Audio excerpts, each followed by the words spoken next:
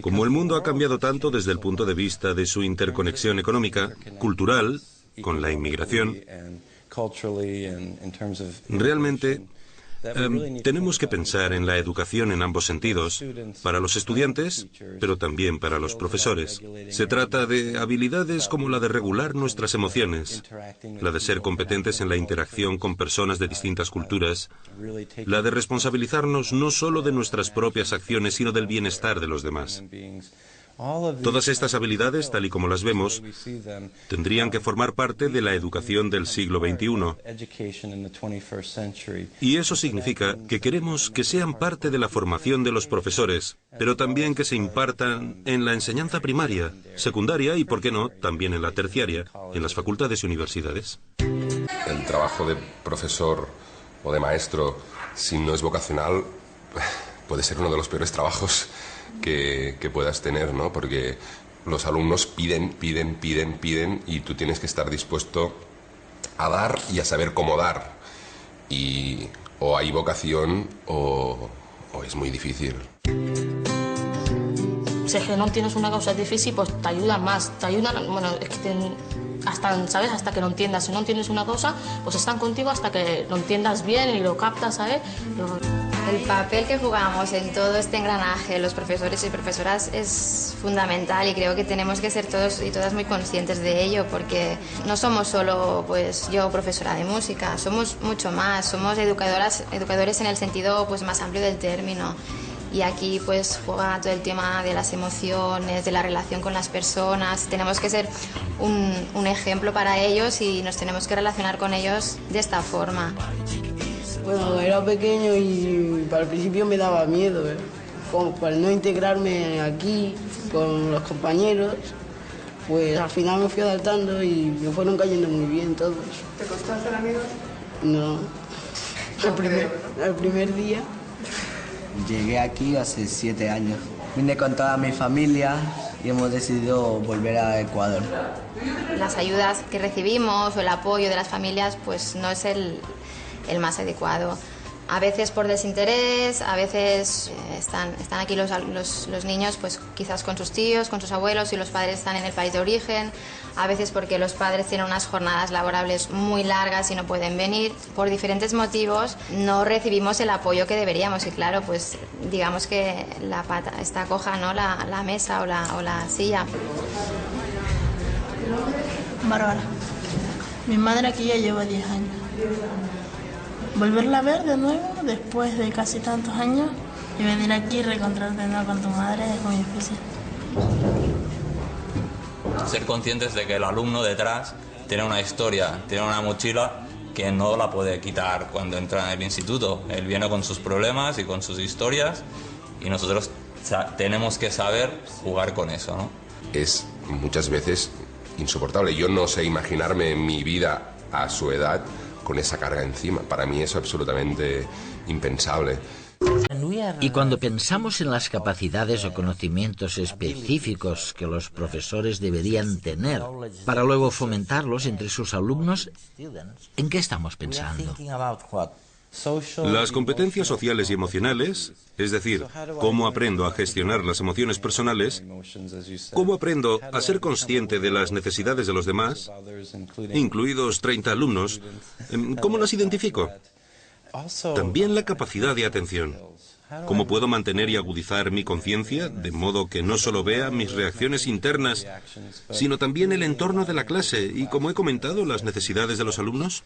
Creemos que ambos, es decir, los conocimientos sobre las necesidades de los jóvenes, pero también los medios para diseñarles modelos de comportamiento responsable, de gestión de las emociones, creemos que si los sumamos a los conocimientos que los profesores tienen de las materias y a los conocimientos pedagógicos, o sea, a la manera de enseñar, pensamos que estas 4 habilidades combinadas darán lugar a profesores eficaces, conocedores de la materia, sabedores de cómo impartirla, que no es lo mismo que conocerla, y también capaces de crear un entorno muy positivo donde están atentos y preocupados por el niño.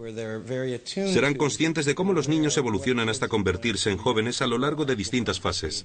El énfasis en la formación del carácter o aprender a internalizar ideologías, como las escuelas religiosas, los seminarios, etc., se sustituyó en los siglos XIX y XX, por escuelas que, ante todo, querían preparar a los jóvenes para la economía, para el mercado laboral.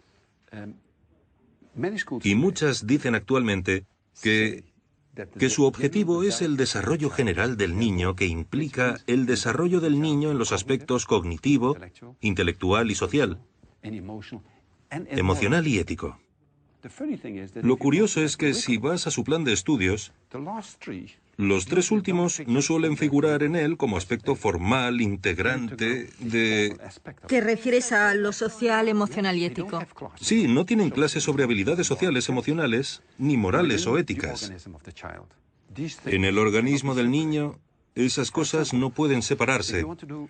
Por ejemplo, si quieres hacer bien tus deberes y tener buenas notas, necesitas un cierto grado de autocontrol. Tienes que ser capaz de aplazar... Sí, los pequeños placeres. Determinados pequeños placeres y disciplinarte de verdad para hacer los deberes. O necesitas planificar. La necesidad de planificar el aplazamiento de nuestros pequeños placeres no se consigue aprendiendo aritmética o matemáticas o francés o lo que sea. Te daré otro ejemplo. Es extremadamente importante, de hecho es la primera habilidad que aprendes en los denominados programas de aprendizaje social y emocional, que un niño perciba y sea capaz de gestionar adecuadamente sus sentimientos. En nuestro colegio estamos implementando un programa del aprendizaje social y emocional.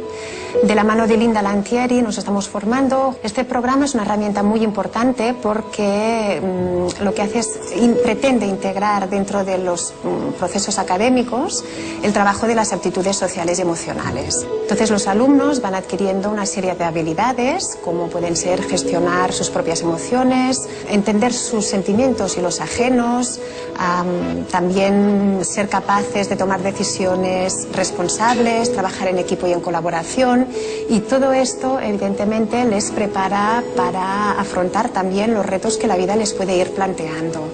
Y en esta sociedad tan cambiante como es la del siglo XXI, esto es muy importante y muy necesario. Cuando tú puedes autorregularte, puedes como autocontrolar tus emociones, conocerlas, ser consciente de ellas, esto te permite que puedas estar más receptivo, tener más capacidad de atención para aprender, y es una buena estrategia para también afrontar tanto los retos de la vida, como te comentaba, como la parte más académica. Una de las estrategias que hemos implementado también en el aula es el Rincón de la Paz. Es un espacio en el que el niño puede ir cuando se sienta intranquilo, cuando se sienta nervioso, cuando tenga alguna preocupación que no le permita seguir los conceptos o los aprendizajes que está realizando todo el grupo. El alumno, por iniciativa, puede irse en este espacio. En él tiene actividades que le permitan relajarse, como dibujar, realizar mandalas, escuchar música, hasta que él pueda autorregularse, pueda tranquilizarse, pueda calmarse, pueda otra vez prestar atención e incorporarse de nuevo en la dinámica del grupo. Un niño que conoce las emociones es un niño que funciona mejor, porque si tiene miedo a fracasar, ya no dice, los deberes son una mierda. No, dice, me temo que no soy capaz de terminar mis deberes. Si acude a ti y te dice eso, entonces sabes qué puedes hacer por él. Y él puede aprender a lidiar con ello también. Exacto. Pero lo contrario también es cierto. Enseñar a los niños a interpretar las emociones de otras personas, sobre todo los adolescentes en la pubertad. Durante la pubertad cambia la forma en que los niños decodifican las expresiones de las emociones de otros. Por ejemplo, en la adolescencia suelen interpretar la preocupación como enfado. Así que, si su madre está preocupada por algo peligroso que hicieron, podrían decirle a su madre, «Mamá, ¿por qué estás siempre tan enfadada?» Y la madre les contesta, «No estoy enfadada, solo preocupada». Pero el niño, debido al hecho de que decodifica, entre los 12 y los 15 años, las expresiones de las emociones de distinta forma, no lo interpretó así. Y es posible que la madre piense que carece de empatía. Si le enseño a un niño a interpretar bien las emociones de otros, mejorará su capacidad de conectar, de construir relaciones con otros y de empatizar con ellos. ¿Cuándo podemos empezar a enseñar a los niños acerca de sus emociones? Yo diría que empieces alrededor de los 2 o 3 años y sigas hasta que terminen el instituto. Alrededor de los 17 o 18 años, basándote en las distintas etapas de desarrollo. Con 3 años, un niño o una niña se acerca a otro y coge un juguete. Si estás cerca, como adulto, y el juguete no es del niño que lo cogió, sino del otro, uno de los papeles que tienes como padre es parar a tu hijo y decirle, espera un minuto, míralo. ¿Qué estás haciendo? Está llorando. ¿Y por qué llora? ¿Qué tienes en la mano? Es su juguete. ¿Podría estar llorando porque cogiste su juguete sin pedírselo? Así le estás ayudando a tu hijo ya a los 3 años a desarrollarse emocionalmente. Y a ser consciente. Sí, a desarrollarse y ser consciente. Y si lo vas reforzando de acuerdo con las fases de desarrollo del niño, le ayudas enormemente. Las emociones son la esencia, el núcleo sobre el que se construyen las relaciones y se toman las decisiones. No son un lujo biológico. Al contrario. Y podemos educar las emociones, no son simplemente cosas naturales que traes contigo al nacer.